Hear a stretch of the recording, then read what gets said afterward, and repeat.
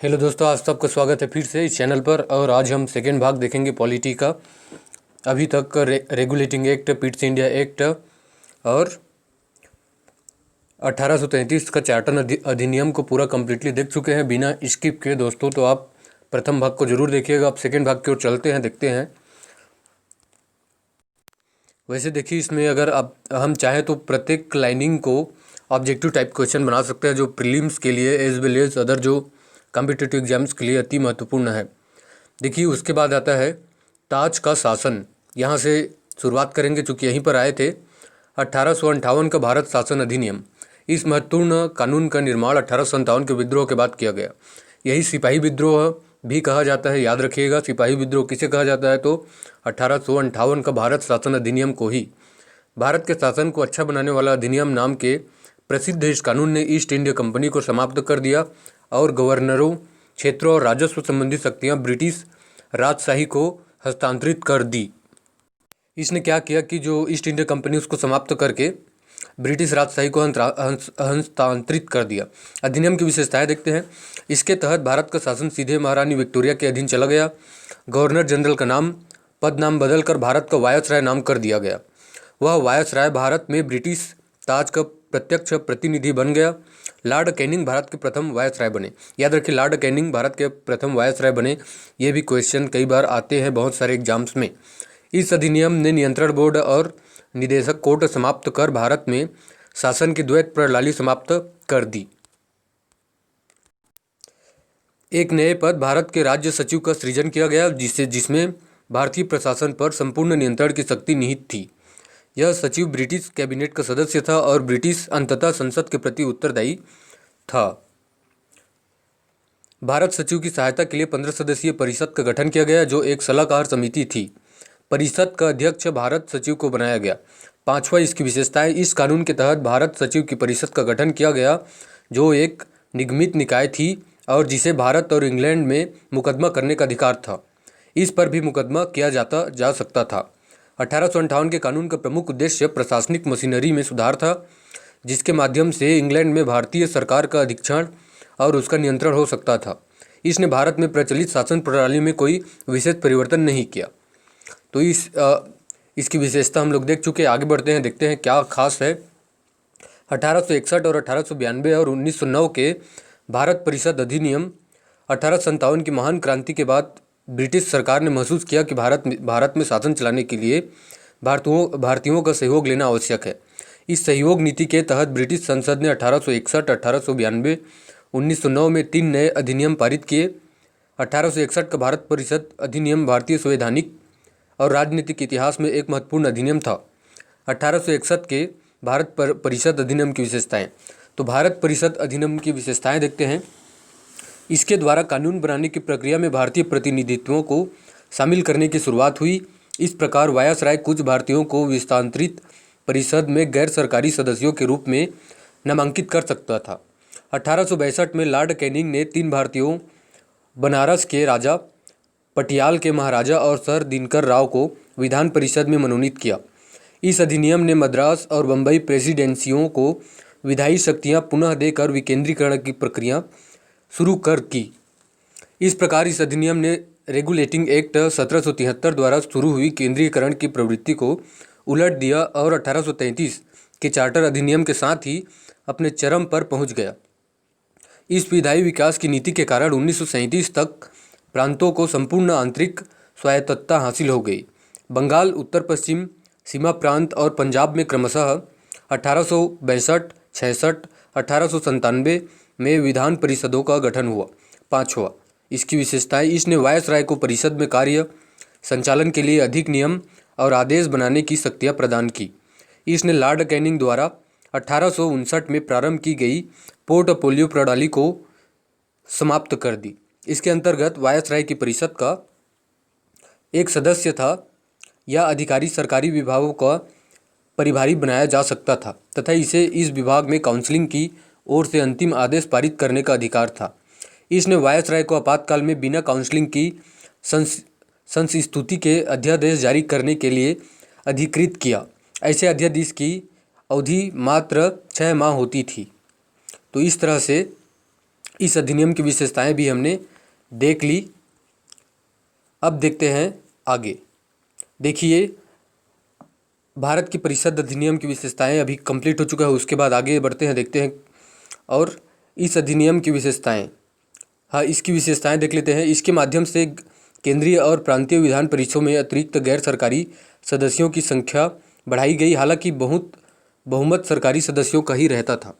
इसने विधान परिषदों के कार्यों में वृद्धि कर उन्हें बजट पर बहस करने और कार्यपालिका के प्रश्नों का उत्तर देने के लिए अधिकृत किया। इसमें केंद्रीय विधान परिषद और बंगाल चैम्बर्स ऑफ कॉमर्स में गैर सरकारी सदस्यों के नामांकन के लिए वायसराय की शक्तियों का प्रावधान था। इसके अलावा प्रांतीय विधान परिषदों में गवर्नर को जिला परिषद, नगर पालिका, विश्वविद्यालय, व्यापार संघ, जमींदारों और चैम्बर ऑफ कॉमर्स की सिफारिशों पर गैर सरकारी सदस्यों की नियुक्ति करने की शक्ति थी।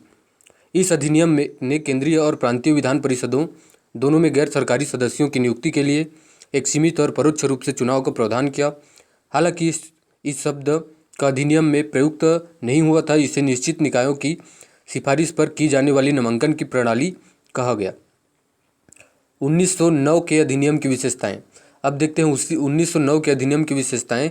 इसमें हम लोग देखिए 3 जो विशेषताएं हैं, 1861 और 1892 और 1909। अब 1909 की जो विशेषताएं हैं उसको देखते हैं। दोनों जो 1861 और 92 की विशेषताएं देख चुके हैं। 1909 की विशेषताएं निम्नलिखित देखते हैं। इस अधिनियम को मार्लो मिंटो सुधार के नाम से भी जाना जाता है। तो मार्लो मिंटो सुधार के नाम से किस अधिनियम को जाना जाता है? तो 1909 के अधिनियम को मार्लो मिंटो सुधार के नाम से जाना जाता है। बहुत बार ये क्वेश्चन देखा गया है। उस समय लॉर्ड मार्ले इंग्लैंड के राज्य के सचिव थे, भारत के राज्य के सचिव थे, और लॉर्ड मिंटो भारत में वायसराय थे। इसने केंद्रीय और प्रांतीय विधान परिषदों के आकार में काफ़ी वृद्धि की। केंद्रीय परिषद में इनकी संख्या 16 से 64 हो गई। प्रांतीय विधान परिषदों में इनकी संख्या एक समान नहीं थी। इसने केंद्रीय परिषद में सरकारी बहुमत को बनाए रखा, लेकिन प्रांतीय परिषदों में गैर सरकारी सदस्यों के बहुमत की अनुमति थी। इसने दोनों स्तरों पर विधान परिषदों के चर्चा कार्यों को दायरा बढ़ाया। उदाहरण के तौर पर अनुपूरक प्रश्न पूछना, बजट का संकल्प रखना आदि। इस अधिनियम के अंतर्गत पहली बार किसी भारतीय को वायसराय और गवर्नर की कार्य परिषद के साथ एसोसिएशन बनाने का प्रावधान था। सत्येंद्र प्रसाद सिन्हा वायसराय की कार्यपालिका परिषद के प्रथम भारतीय सदस्य बने। क्वेश्चन यहाँ से भी फ्रेम हो सकता है कि सबसे पहले कार्यपालिका सदस्य कौन बना? तो सत्येंद्र प्रसाद सिन्हा वायसराय की कार्यपालिका परिषद के प्रथम भारतीय सदस्य बने। इस तरह से क्वेश्चन फ्रेम हो सकते हैं। उन्हें विधि सदस्य बनाया गया था। इस अधिनियम ने पृथक निर्वाचन के आधार पर मुस्लिमों के लिए सांप्रदायिक प्रतिनिधित्व का प्रावधान किया। इसके अंतर्गत मुस्लिम सदस्यों का चुनाव मुस्लिम मतदाता ही कर सकते थे। इस प्रकार इस अधिनियम ने सांप्रदायिकता को वैधानिकता प्रदान की और लॉर्ड मिंटो को सांप्रदायिक निर्वाचन के जनक के रूप में जाना गया। इसने presidency, corporation, chamber of commerce, विश्वविद्यालयों और जमींदारों के लिए अलग प्रतिनिधित्व का प्रावधान किया। भारत शासन अधिनियम 1919। आगे देखते हैं। 20 अगस्त 1917 को ब्रिटिश सरकार ने पहली बार घोषित किया कि उसका उद्देश्य भारत में क्रमिक रूप से उत्तरदायी सरकार की स्थापना करना था। क्रमिक रूप से 1919 में भारत शासन अधिनियम बनाया गया, जो 1921 से लागू हुआ। इस कानून को माउंटेन जेम्स फोर्ड सुधार भी कहा जाता है। देखिए, माउंटेन जेम्स फोर्ड सुधार किसे कहा जाता है? तो यही है भारत शासन अधिनियम 1919। माउंटेन भारत के राज्य सचिव थे, जबकि जेम्स फोर्ड भारत के वायसराय थे।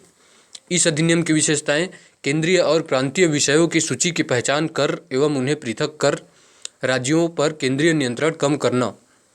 केंद्रीय और प्रांतीय विधान परिषदों को अपनी सूचियों के विषयों पर विधान बनाने का अधिकार प्रदान किया गया, लेकिन सरकार का ढांचा केंद्रीय और एकात्मक ही बना रहा। दूसरी विशेषताएं: इसने प्रांतीय विषयों को पुनः 2 भागों में विभक्त किया। हस्तांतरित और आरक्षित। हस्तांतरित विषयों पर गवर्नर का शासन होता था और इस कार्य में वह उन मंत्रियों की सहायता लेता था जो विधान परिषद के उत्तरदायी थे। दूसरी ओर आरक्षित विषयों पर गवर्नर कार्यपालिका परिषद की सहायता से शासन करता था, जो विधान परिषद के प्रति उत्तरदायी नहीं थी। शासन की इस दोहरी व्यवस्था को द्वैध यूनानी शब्द डाईआर्की से व्युत्पन्न शासन व्यवस्था कहा गया। हालांकि यह व्यवस्था काफ़ी हद तक असफल रही। इस अधिनियम ने पहली बार देश में तृतीय विशेषताएं, द्विसदनीय व्यवस्था और प्रत्यक्ष निर्वाचन की व्यवस्था प्रारंभ की। इस प्रकार भारतीय विधान परिषद के स्थान पर द्विसदनीय व्यवस्था यानी राज्यसभा और लोकसभा का गठन किया गया। चौथी विशेषताएं, इसके अनुसार वायसराय की कार्यकारी परिषद के 6 सदस्यों में से कमांडर इन चीफ को छोड़कर 3 सदस्यों का भारतीय होना आवश्यक था। इसके अनुसार वायसराय की कार्यकारी परिषद के 6 सदस्यों में से कमांडर इन चीफ को छोड़कर 3 सदस्यों का भारतीय होना आवश्यक था। इसने सांप्रदायिक आधार पर सिखों, भारतीय ईसाइयों, आंग्ल भारतीयों और यूरोपियों के लिए पृथक निर्वाचन के सिद्धांत को विस्तारित किया, मतलब उसको विस्तार कर दिया। इस कानून ने संपत्ति कर या शिक्षा के आधार पर सीमित संख्या में लोगों को मताधिकार प्रदान किया।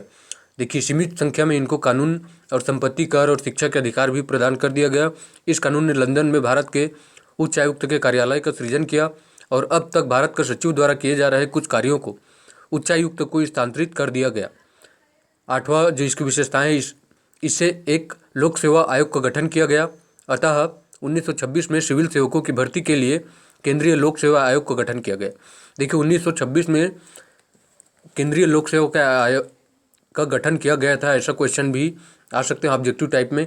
बहुत सारे क्वेश्चन अगर जोड़ी सुमिलित करने के लिए इस तरह से, या तो नंबर छटिंग कौन सा सही होगा इसमें से, ऐसे बहुत सारे क्वेश्चन फ्रेम होते हैं। इसने पहली बार केंद्रीय बजट को राज्यों के बजट से अलग कर दिया और राज्य विधान सभाओं का अपना बजट स्वयं बनाने के लिए अधिकृत कर दिया।